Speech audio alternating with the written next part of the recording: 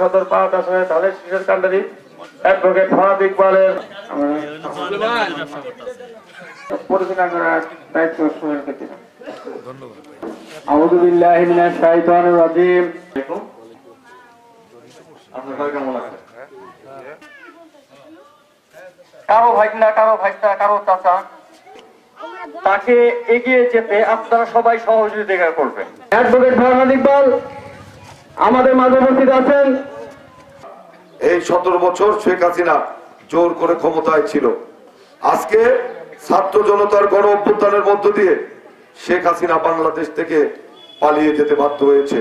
সে বাংলাদেশ থেকে পালিয়ে ভারতে আশ্রয় নিয়েছে এবং সেখান থেকে বাংলাদেশের বিরুদ্ধে ষড়যন্ত্র করছে।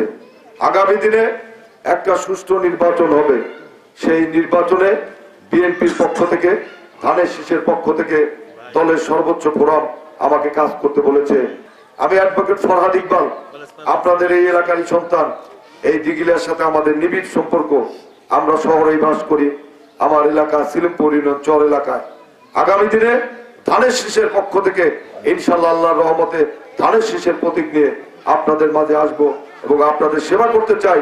সন্ত্রাস মুক্ত, চাঁদাবাজ মুক্ত এবং দখল মুক্ত টাঙ্গাইল আমরা করতে চাই। প্রিয় মা এবং বোনেরা,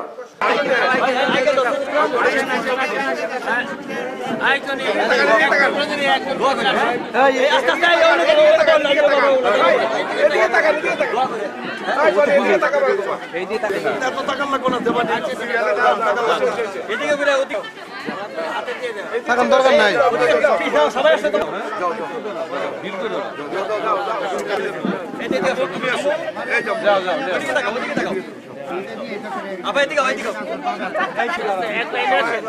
একজন একজন ছিলেন।